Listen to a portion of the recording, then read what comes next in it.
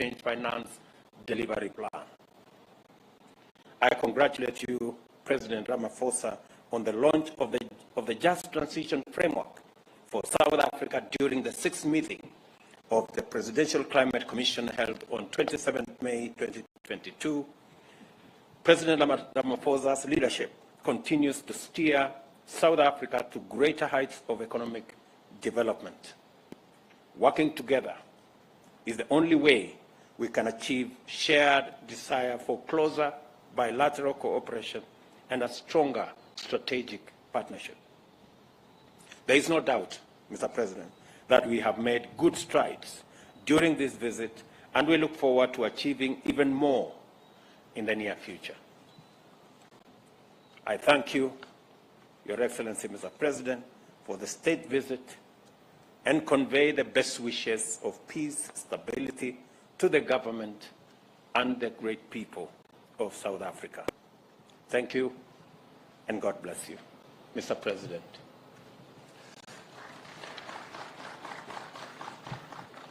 Your Excellency, Dr. William Ruto, President of the Republic of Kenya, members of your government and the delegation from South Africa, members of the media, and ladies and gentlemen, I'd like to start off by thanking you most sincerely for inviting me and my delegation to come on a state visit to Kenya. This in many ways demonstrates the very deep and strategic relationship between South Africa and Kenya. And I'd also like to reiterate our congratulations to you for your election as President of this wonderful country, Kenya, and wish you the very best as you lead this great nation to greater heights. We have just concluded meaningful discussions and very productive and constructive talks which have taken forward our cooperation and relationship in several areas of mutual interest.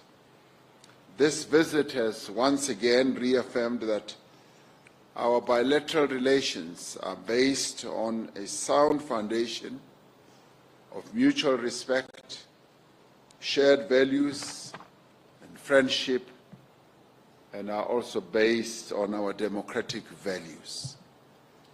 These principles will undoubtedly continue to serve us well into the future, especially in times of global uncertainty.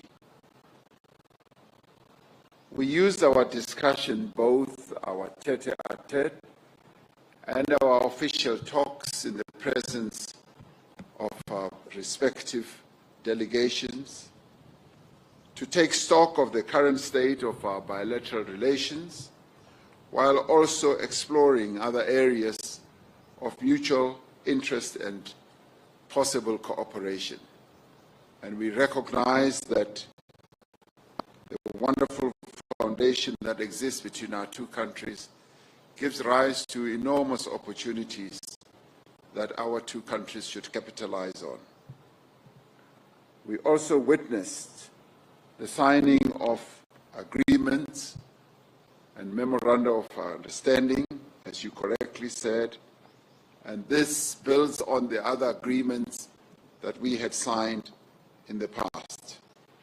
We are committed to ensure that the agreements and the memoranda of understanding that we have signed now and in the past will be implemented fully.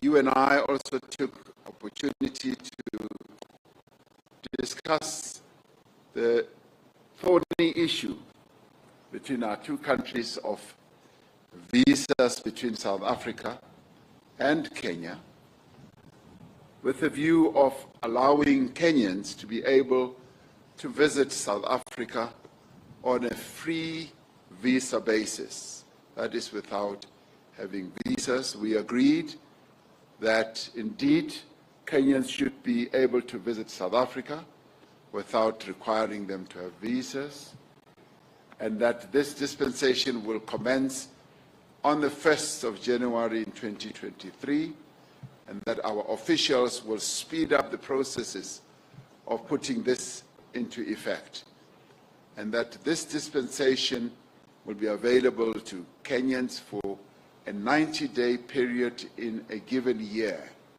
meaning that, yes, can use the 90 days, 10 days, 20 days, or whatever. For the full year, Kenyans will have a full 90 days to be able to visit South Africa, and we will be able to review this and get reports from our ministers within a year and see how this is functioning. This will also be underpinned by other processes that we have agreed should take place, close monitoring of the implementation of this process, and also be able to have a return policy of those, as we call them, elements that would be undesirable to be able to be returned to Kenya.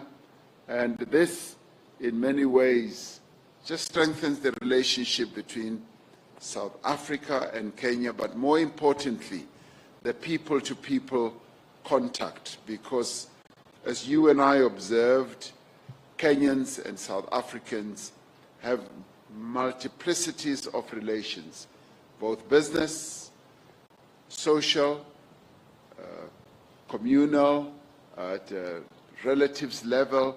They want to be able to travel, and tourism also between our two countries will be greatly enhanced through this. South Africa and Kenya are confronted by a number of challenges, almost similar challenges of poverty, inequality, and unemployment. Since 2020, South Africa has been implementing what we crafted as the Economic Reconstruction and Recovery Plan to lift our economy out of a prolonged period of slow growth, but a period that was also negatively impacted by COVID-19. This is not dissimilar to Kenya's recovery plan, with its 6 core pillars of agriculture, focusing on micro-enterprises, small and medium enterprises, housing and settlement, healthcare, and the digital superhighway and the creative economy, as well as the environment and climate change. There are definite opportunities for South Africa and Kenya to share experiences and good practice in the implementation of these various economic opportunities that are given rise to by the plans that we both have adopted. We are therefore pleased that the business forum that is taking place at this moment during this state visit will also be exploring a plethora of opportunities between our two respective businesses. And we are delighted that businesses from South Africa, business people from South Africa have traveled in their numbers to come here, both from the private sector and the public sector, and this endeavor they are also joined by business people from your beautiful country, Kenya. This, in many ways, gives an opportunity to make new contacts, and as I often say, they make contacts and hopefully they will move to contracts as they establish new business undertakings in various sectors of our respective economies. As leading economies in our regions, Kenya is a leading economy in East Africa, and so is South Africa, in Southern Africa.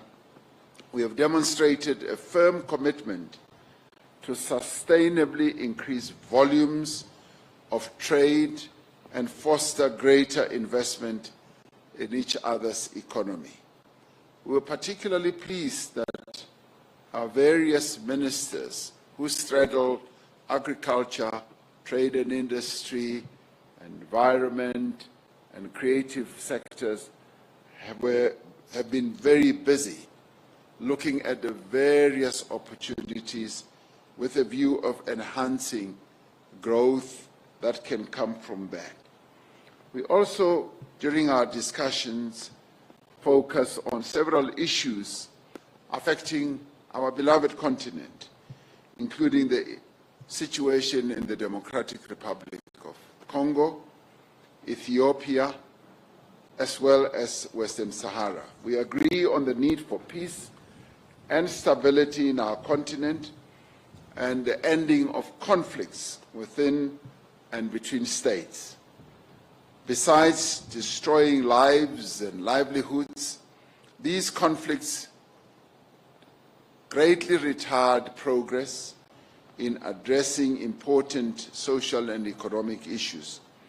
We have therefore agreed that we need to remain focused on issues affecting our regions and our continent and not be distracted by other global matters that are not of our making.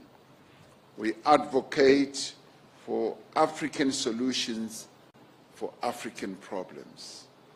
We took time to thank you for the role that you have played as Kenya in helping to resolve the conflict in Ethiopia between the Ethiopian government and the Tigrayans by deploying former President Uhuru Kenyatta to be joined by former President Olusegun Obasanjo of Ethiopia and former Deputy President Phumzile Mlambo Ngcuka in fostering peace between the two belligerent parties. We were grateful that there was an understanding and a peace agreement that was reached, and we're glad that Kenya did play a very key role in enabling that to happen. And this lives up to having African solutions for African problems because we have the necessary expertise, experience, the wisdom, as well as institutions and leaders who are able to help our continent to resolve problems affecting Africa. Kenya and South Africa share a common commitment to strengthen and capacitate the African Union to carry out its core mandate of social and economic development of the African people. We have called for global solidarity, fairness, and a rules-based international system, and the reinforcement of multilateralism, which Kenya and South Africa support greatly. And Kenya and South Africa are aligned on the need also to reform the United Nations system, in particular the United Nations Security Council and the transformation of institutions of global governance. You and I have just returned from COP27 in Sharm el-Sheikh in Egypt, where both of us and a number of African countries flew the African flag with regard to ensuring that there is a just transition, as many of our countries on the African continent are currently suffering a great deal from the ravages of climate change. As you correctly pointed out, the droughts that Kenya is experiencing now are unprecedented. And similarly, the floods and the droughts that South Africa is currently experiencing now are unprecedented. And this just goes to show that climate change is serious, but at the same time, we need to make sure that the more developed economy countries that have contributed greatly to the climate damage should be the ones who carry the burden of making sure that the loss and the damage that developing economy countries like South Africa and Kenya are properly compensated and that those countries live up to the commitments that they have made. And thank you very much for congratulating South Africa for reaching the Just Energy Transition Agreement or deal with the 5 countries. But we also are firm in supporting similar deals to be reached with countries that are currently experiencing real great difficulties when it comes to climate change, countries like your own country, Kenya. It is our hope and conviction that our relations, President Ruto, will deepen and that cooperation will grow to cover a greater diversity of areas. And as you and I said, we've just scratched the surface when it comes to opportunities that lie out there, which you and I will be outlining to the business community who we will meet later. We are building an enduring partnership between Kenya and South Africa that will benefit all our people and that will make an important contribution also to the development of our continent. So we thank you for welcoming us here to Kenya. We're really delighted and we almost feel like Kenyans today. Thank you very much.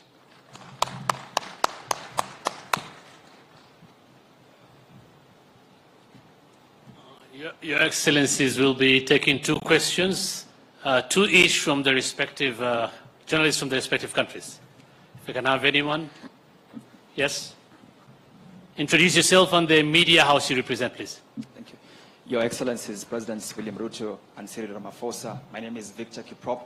I'm a journalist with BBC Africa. Congratulations on the agreements you have reached today.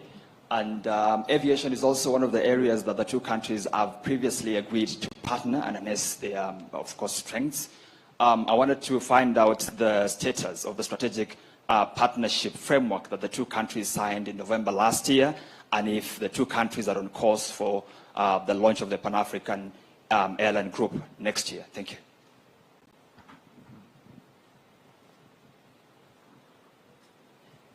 Next question.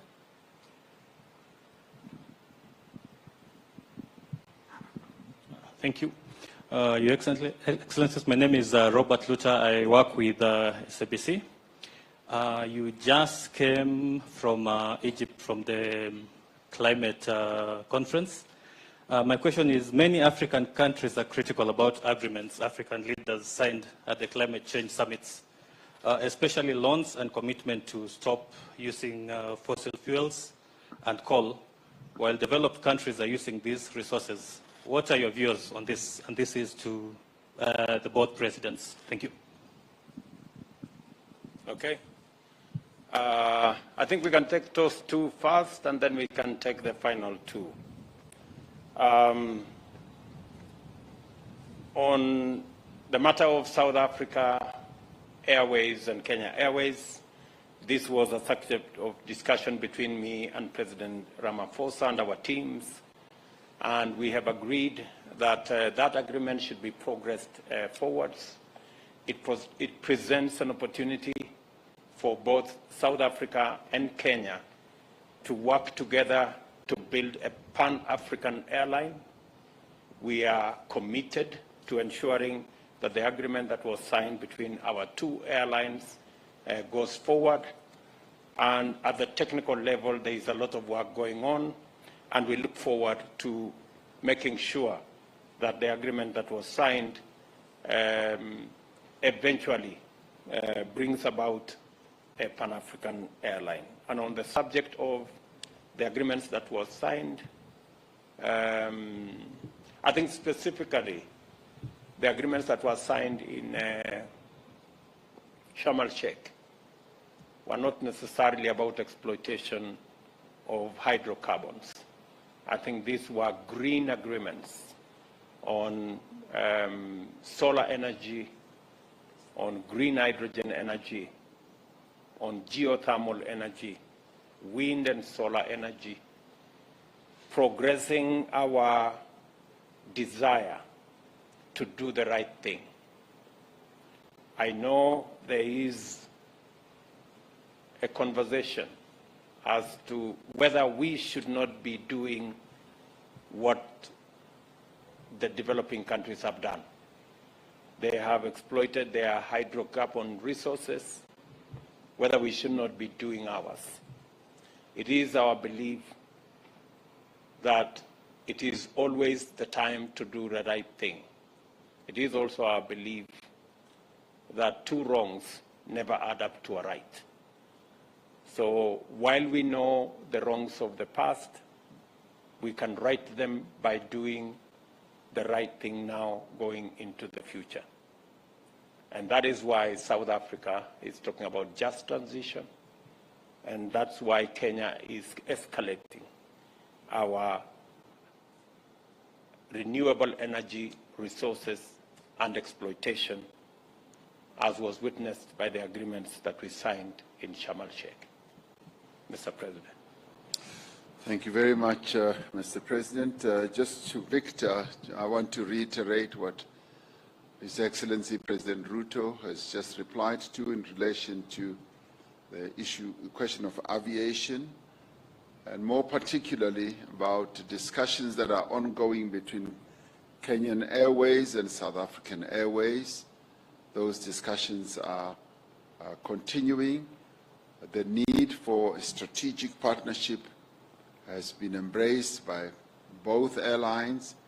We both occupy strategic points or places on the continent, and there is a great need for a very wonderful strategic partnership to be struck, and the two airlines are now involved in seeing the exact nature of that partnership. And obviously, one of the great benefits that lie out into the future is to having a Pan-African airline that will be able to take our people on the continent from various places, and Kenyan Airlines as well as South African Airlines will play a critical role in making our people to travel with greater ease. So discussions are ongoing. With regard to the question posed by Robert from SABC, many people across the world have congratulated us for this unprecedented, groundbreaking, they have said, agreement, where, as said, a fairly sizable economy on the continent, we've been able to reach an agreement that will harness and bring investment to bear on helping us to address the challenges that we are facing. As a country, we have adopted a nationally determined contribution where we have indicated how we are going to address the challenges of climate change and what specific actions we will take. The reality of this matter is that climate change is here. It's here, and we have to address it, whether we like it or we don't. The floods, the droughts, and many other horrific occurrences that are happening, we've got to address. And admittedly, South Africa is, say, the 12th contributor to the climate damage, but Africa as a whole just contributes about 1%. So we have seen the need to address what we can contribute. Now, we have fossil fuel based energy generators, and some of them have been generating electricity for years. One of those has just been retired, and it was not retired because we just wanted to do it. It had reached the end of its life, as it often happens with fossil fuel generated power stations. They reach the end of their lives, and it's our decision whether we want to be ahead of the curve or not and embark on new and renewable green energy sources.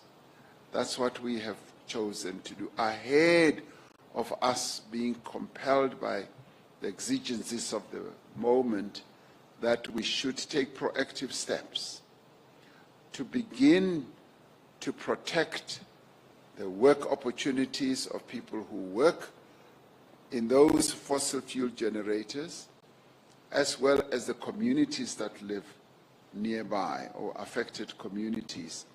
And it is in this regard that we have decided that we need to embark on clean energy transition, where we will look at a variety of renewable platforms. And in this case, we have come up with a business plan that is going to enable us to look at 3 specific areas: how we can generate electricity from a variety of sources. And as a country, we are committed to mixed energy source. There are retiring power stations that are coal-fired that we want to retrofit, to change, so that they embark on another journey, if you like we have done with one Komati, where we are retrofitting it so that it can have a new lease of life, but at the same time, we should be aware of the just transition, be able to ensure that working people are not left stranded and communities are not left stranded. And this is in line with our principle, which is leave no one behind. And indeed, there are other areas that we want to go into. Hydrogen sector beckons. It is calling us. It's a new economy. And this green economy or green process is offering us new opportunities.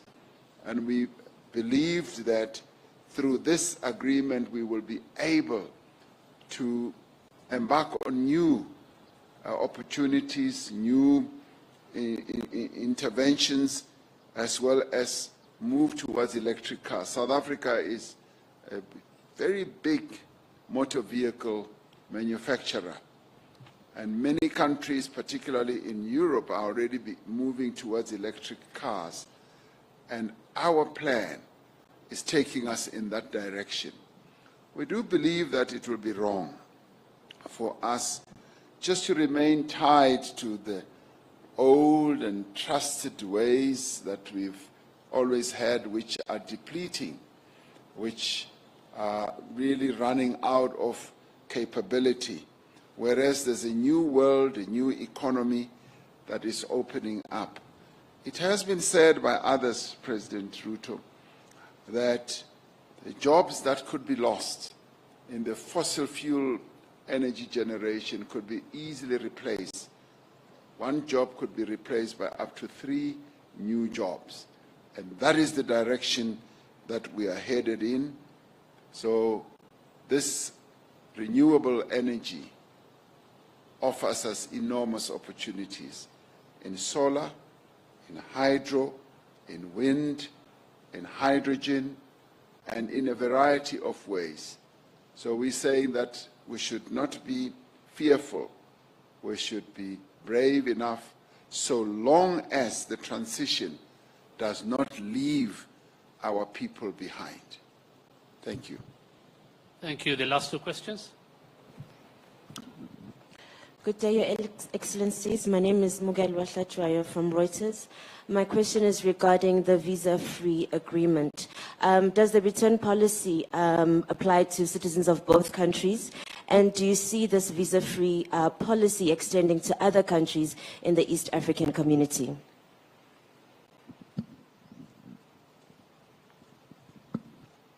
Hello, Your Excellencies. My name is Liz Jackson from SPM Buzz.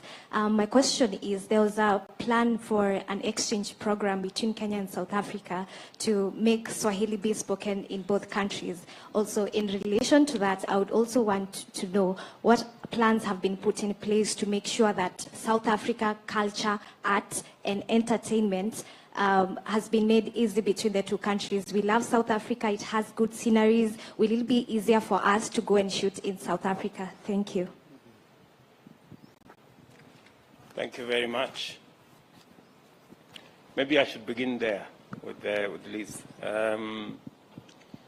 Part of the agreements that we have signed today, part of the MOU that we've signed today is specifically to facilitate the art and creative industry to work together and to leverage on knowledge, to leverage on infrastructure, to leverage on all the facets of the creative industry, from film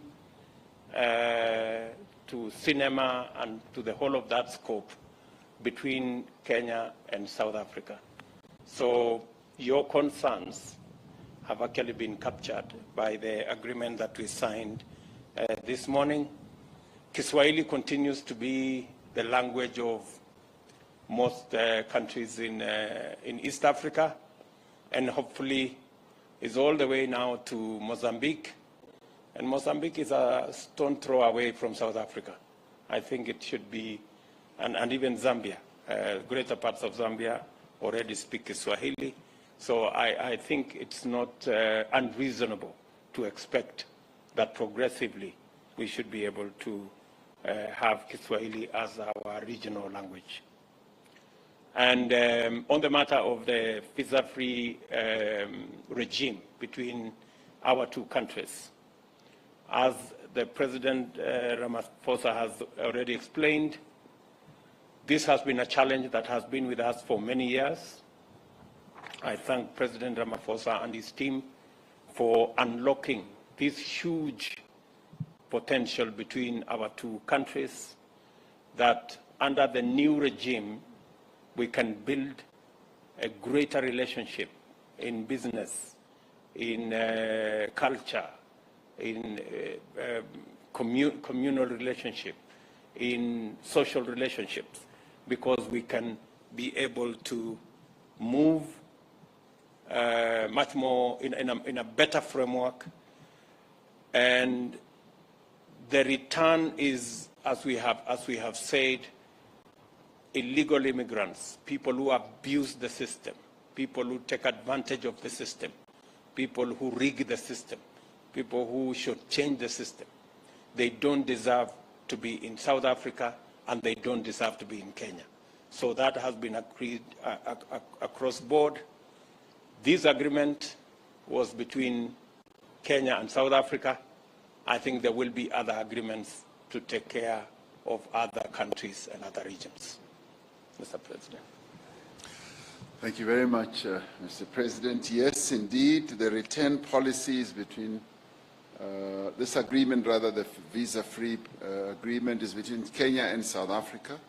And no doubt, South Africa has relations with a number of other countries, and the agreements are tailor-made to apply to specific countries that we have relations with. So we will be able to deal with various countries on that basis as we reach agreement with those who do not have this type of dispensation. So this dispensation is between South Africa and Kenya. And we are really pleased that after many years of research, of proper investigation, South Africa and Kenya have finally arrived at this. And we'd like to thank our officials and our ministers for having worked very hard to get us where we are today, where we are able to make this type of announcement. And of course, as President Ruto says, the return policy is about dealing with those people who should not really be traveling between the two countries. And we are going to be monitoring this much more closely, and we are setting in place various mechanisms in both South Africa and Kenya to make sure that what we have agreed to is adhered to, and that no one takes advantage of the agreement that we have reached. Yes, will this agreement that we've signed on arts and culture lead to, yes, people making films in South Africa from this area or this part of our continent? Yes, it will lead to that quite easily. And you spoke about Kiswahili, the agreement. Yes, of course, we have agreed that even in our schools, there will also be a process of teaching Kiswahili. You are most unfortunate to meet me today on a Wednesday. If you meet me on a Friday, I speak Kiswahili fluently. So you are unlucky that you meet me today. Thank you very much. Thank you, Your Excellencies. Thank you, ladies and gentlemen. Communique will be released immediately.